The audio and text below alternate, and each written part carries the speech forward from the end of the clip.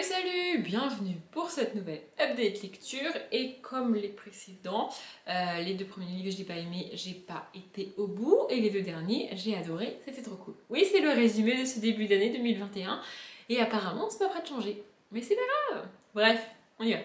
Et on commence avec une énorme déception, vraiment je suis dégoûtée de ne pas avoir réussi à aimer ce livre. Donc Mal en Fer, le tome 1, La Forêt des Ténèbres de Cassandra O'Donnell. De Cassandra O'Donnell, j'ai commencé, parce que j'ai pas terminé la saga encore, mais j'ai lu 3 tomes de La Légende des 4 et j'adore La Légende des 4, vraiment. Je trouve ça très addictif, j'arrive pas à m'arrêter de les lire quand je commence le livre et vraiment je trouve ça ouf, j'adore cette saga. Donc j'étais quasiment sûre d'aimer La Forêt des Ténèbres et j'ai lu, combien de pages il fait? J'ai dû lire à peu près la moitié je crois. Il fait 215 pages et j'ai lu 107 pages, donc j'ai lu la moitié. Et je m'ennuie, oh là là là là, mais mon dieu que c'est nul. Ah, je suis désolée mais je me fais chier, vraiment.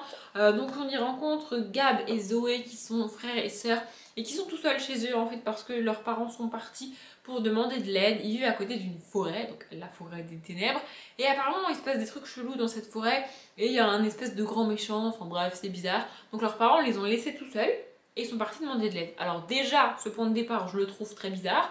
Il n'y en a pas un des deux qui pouvait partir et l'autre rester avec les gamins. Non, fallait qu'ils partent tous les deux. Bref, sans prévenir personne pour qu'ils s'occupent des gamins. Je trouve ça très bizarre, mais bon, bref.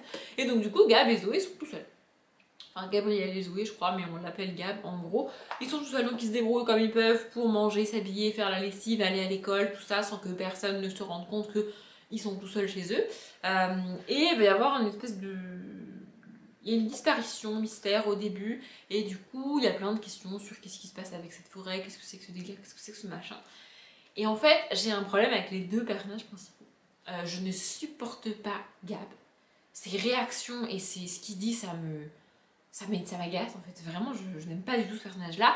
Et Zoé est beaucoup trop mature pour son âge quoi. Elle doit avoir 9 ans et elle parle et s'exprime comme une personne de 15 ans quoi. Enfin c'est pas possible. Alors je veux bien que tu sois un peu mature pour son âge, mais de 9 à 15, il y a quand même une marge, enfin je sais pas, tu vois, enfin bref, elle est beaucoup plus mature que son frère, ça crée un décalage, moi je peux pas m'attacher à ces personnages-là, j'ai pas réussi, vraiment, et j'arrive pas à lire un livre si je suis pas attachée aux personnages principaux, si les personnages principaux je ne les supporte pas, je ne peux pas le lire en fait, et du coup j'y arrive pas, vraiment je n'y arrive pas, j'ai pas du tout retrouvé le côté addictif que j'aime dans La Légende des 4 de la même autrice, vraiment je n'y arrive pas. Puis alors l'univers ne m'intéresse pas plus que ça, je trouve pas ça ouf, je trouve pas ça intéressant, enfin bref, rien ne va pour moi dans ce livre. Je suis dégoûtée, vraiment je suis dégoûtée, j'étais quasiment sûre d'aimer et c'est un échec cuisant et total, vraiment, Alors j'irai pas jusqu'à vous déconseiller ce livre, mais juste si comme moi vous le commencez après avoir lu La Légende des 4, ne vous attendez pas du tout à retrouver le même genre de personnage et à pouvoir vous attacher de la même manière à ces personnages-là qu'aux personnages de La Légende des 4 parce que clairement, c'est pas le cas en fait. Vraiment, alors vous allez me dire oui, bah c'est normal, Audrey, dans La Légende des 4 c'est du young adulte et là c'est de la jeunesse, blablabla. Oui mais non en fait, moi je lis énormément de jeunesse. J'ai aucun problème à m'attacher à des personnages qui ont 8-9 ans alors que moi j'en ai 27, tu vois. Mais là, juste, j'y arrive pas. Pas possible. Voilà. Et clairement, si j'avais commencé par ce livre-là pour Cassandra O'Donnell, je me serais dit, Cassandra O'Donnell, c'est pas pour moi, ça ne le fait pas. Alors que, en fait, c'est juste Mal en Fer qui le fait pas. Bref, je suis très déçue. Vraiment, je trouve ça extrêmement dommage. Mais bon, c'est comme ça, c'est la vie. J'avais quand même une musique qui est Just Side de Harry Hudson. Mais vraiment, je suis déçue. Le deuxième, c'est Carnet de route de Marie Lopez, aka Enjoy Phoenix, évidemment. Alors, ce livre est sorti il y a très très longtemps. Moi, je me réveille 1000 ans après la bataille. Il n'y a probablement plus personne qui lit ce livre aujourd'hui. Mais j'ai eu envie de l'acheter et envie de le lire. Et j'ai lu 89 pages. Alors, on va rencontrer plusieurs personnages et tout est centralisé autour d'une auto-école. Voilà, on a la personne qui tient l'auto-école, qui est un homme. On a 2 élèves de 20-22 ans par là. Et on a un grand-père de 70-75 ans, je crois, qui se décide enfin à passer son permis. Voilà, et on va suivre ces personnages-là. Mais c'est très flou, c'est pas très clair, vraiment. Alors c'est voulu, hein, c'est pas mal écrit du tout, c'est juste que la construction est comme ça. C'est bien écrit, même si tu vois que c'est un premier roman, et même si pour une personne comme moi qui suit Marie sur YouTube, il y a des phrases que tu Par exemple, il y a c'est la raison pour laquelle, elle dit toujours c'est la raison pour laquelle, et dans son livre, il y a écrit plusieurs fois c'est la raison pour laquelle. C'est comme ça qu'elle écrit, c'est comme ça qu'elle parle, donc pas de souci, tu sais que c'est elle qui l'a écrit, tu vois que c'est un premier roman, il y a quelques petites maladresses, quelques petits... Je sais pas comment expliquer, mais quand t'es lecteur ou lectrice et que tu lis un premier roman, il y a des trucs qui font que tu sais que c'est un premier roman. Je répète, je sais pas comment l'expliquer, mais c'est comme ça. Et donc voilà, on va suivre ces personnages-là. Et en fait, il y a plein de réflexions sur la vie, sur l'amour, comment on est en couple, et après une rupture, et comment tu fais. Et c'est pas inintéressant, hein, c'est juste que, en fait, au bout d'un moment, j'ai eu envie de sauter des passages. Et moi, je ne saute pas de passage dans le livre. Soit je le lis en entier, du début à la fin, soit au bout d'un moment, je l'abandonne, mais je ne saute pas de passage d'un livre, vraiment. Et je supporte pas les personnes qui disent oui, bon, je l'ai fini, mais je l'ai fini en diagonale, j'ai lu une page sur deux, j'ai lu une phrase par-ci par-là, j'ai lu que les dialogues. Bah, tu l'as pas lu en fait. Ça me rend ouf les personnes qui font ça et qui te disent oui, je l'ai fini, par contre, un peu en diagonale. Ouais, donc tu l'as pas lu en fait. Ça me rend ouf les personnes qui, sous prétexte qu'elles ont été au bout du livre, te disent qu'elles l'ont terminé. Bah ouais, mais non en fait. Si tu lis une page sur deux ou si tu lis que les dialogues, tu ne l'as pas lu le livre en fait. Et moi, ça me rend ouf d'oser dire que t'as lu un livre alors que t'as lu une page sur deux. Mais gars ou meuf, tu l'as pas lu en fait. Vraiment, ça me rend ouf les personnes qui font ça. Il y a des booktubeuses que je suis et que j'aime beaucoup et qui font ça. Alors clairement, elles font ça parce qu'elles refusent d'abandonner le livre. Mais moi, je trouve ça malhonnête en fait de dire que t'as lu le livre alors que t'as lu une page sur deux. Parce que j'ai lu la moitié du livre en m'arrêtant à la moitié et en lisant chaque page jusqu'à la moitié, ou que je l'ai lu, ou que j'ai lu la moitié en lisant une page sur deux, mais que du coup, bah, j'ai été au bout, bah, j'ai lu la moitié du livre en fait. Moi, j'ai l'honnêteté de dire, j'ai pas lu le livre en entier quoi. Donc si tu lis une page sur deux, et l'honnêteté de dire que t'as pas lu le livre en fait. Vraiment, ça me rend ouf. C'est un truc que je comprends pas. Alors, je comprends qu'il y a des gens qui n'apprécient pas que j'abandonne mes livres. Vraiment, c'est pas un souci, mais ça me rend ouf quand les gens font ça. Et là, en fait, au bout d'un moment, j'avais envie de sauter des passages, de sauter des paragraphes, de sauter des pages, parce que ce qui était écrit, ça m'intéressait pas. Mais j'aime pas faire ça, je ne veux pas sauter des pages et aller quand même au bout du livre. En plus, j'ai l'impression de passer à côté des choses. J'arrive pas à comprendre comment tu peux sauter des passages et continuer ta lecture. Moi, ça me rend ouf. Vraiment, je ne peux pas faire ça, je ne fais pas ça. Donc, quand j'en arrive au point où ce que je lis m'intéresse pas vraiment et que j'ai envie de sauter des passages, bah, j'arrête de lire en fait. Ça ne sert à rien de continuer. Donc voilà, c'est pas nul, c'est pas inintéressant, c'est juste que moi ça m'intéresse pas et toutes ces réflexions presque philosophiques, c'est pas ce qui m'intéresse, c'est pas ce que je voulais lire. Du coup, j'ai préféré l'abandonner et ne pas le lire plutôt que m'acharner à le lire en sautant des passages et en m'agaçant après le livre parce que ça m'agace quand je saute des passages vraiment. Donc voilà, c'est intéressant, ça peut être un bon livre, c'est peut-être un bon livre d'ailleurs, mais moi ça m'intéresse pas. Voilà, toutes ces réflexions et toutes ces comment dire, je sais pas comment expliquer, mais il y a plein de questions qui sont abordées sur la vie, sur ton quotidien, sur l'amour, sur blablabla, sur les relations, les amitiés et tout. Et bah, j'ai pas trouvé ça passionnant. Voilà. Moi, ça ne m'apporte rien. Moi, ça ne me sert à rien. Donc, ça ne m'intéresse pas. Du coup, j'ai pas lu. Voilà. Donc ça, pour ceux qui ont suivi mes vlogs, c'est les deux livres que je lisais avant de me lancer dans le week-end à 1000 où je disais que c'était pas ouf et que je savais pas si j'allais continuer ou pas. Et après, donc du coup, j'ai fait un week-end à 1000 début février. Et les deux livres que je vous présente, ce sont deux livres que j'ai lus sur le week-end à 1000. D'ailleurs, je vous remettrai en barre d'informations le vlog du week-end à 1000 si jamais ça vous intéresse. Ah, je vais retirer mon marque-page quand même. Et donc le suivant, c'est Harold et les dragons, le tome 4, la quête de la patate congelée. Il y a un autre titre pour ce tome-là, c'est-à-dire qu'ils ont été édités une première fois, tous les tomes, je sais plus quelle maison d'édition, avec des titres, et ensuite ils ont été réédités chez Hachette dans cette collection-là, enfin dans cette édition-là, et on a changé les titres. Mais en vrai, c'est les mêmes tomes, hein. Le 4, c'est la même histoire. Dans cette histoire, on suit Harold, qui est le fils du chef viking, mais qui n'a pas vraiment le look et la mentalité d'un viking qui se respecte, entre guillemets.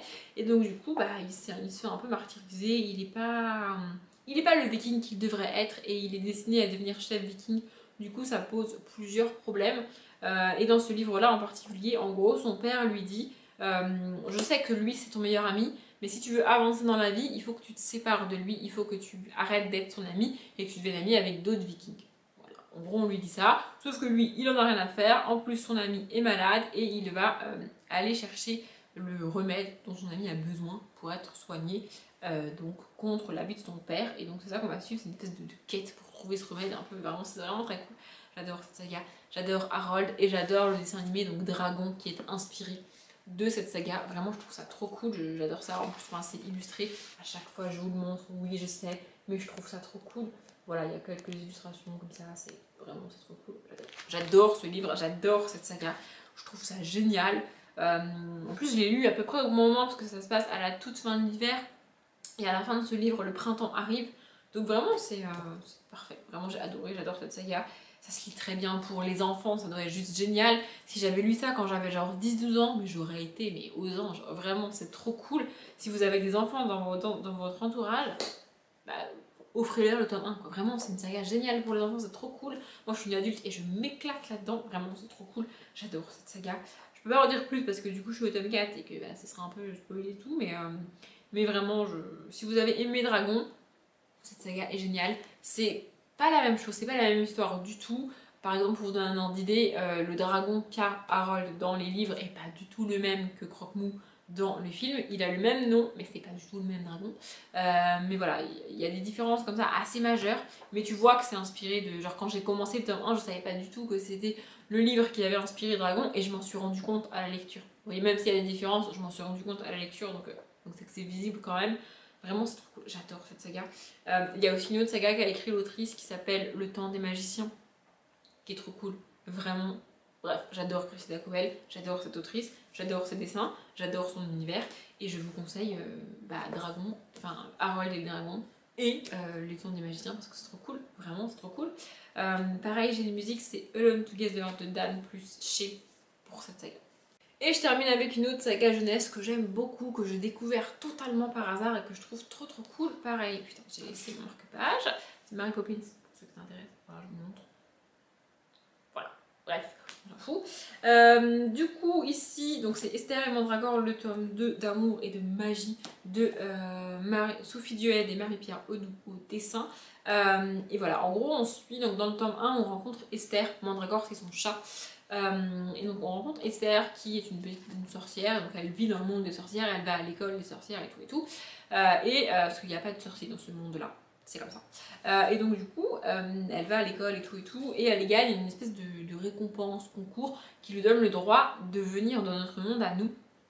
Et donc elle rejoint une sorcière qui vit dans notre monde à nous, elle va vivre avec elle, elle va vivre chez elle, et elle va découvrir notre monde, comment ça se passe au quotidien et tout. Et ici donc la question c'est est-ce que les humains jettent des sorts pour tomber amoureux ou pour obliger les gens à tomber amoureux d'eux, ou comment ça se passe en gros quand les humains tombent amoureux, tu vois. Et donc voilà, on suit ça. C'est une saga que j'aime beaucoup, c'est tout mignon, ça se fait très vite. Il y a quelques illustrations, alors il n'y en a pas beaucoup, mais il y en a quelques-unes. Attendez, je vous montre. Voilà. Et vraiment j'aime beaucoup cette saga, je trouve ça très cool.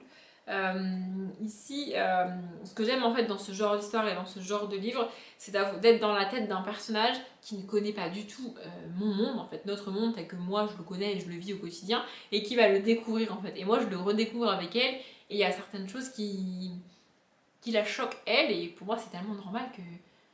Enfin, voilà, je trouve ça ouf, j'adore ce genre d'histoire où on a un personnage totalement extérieur qui découvre notre monde à nous.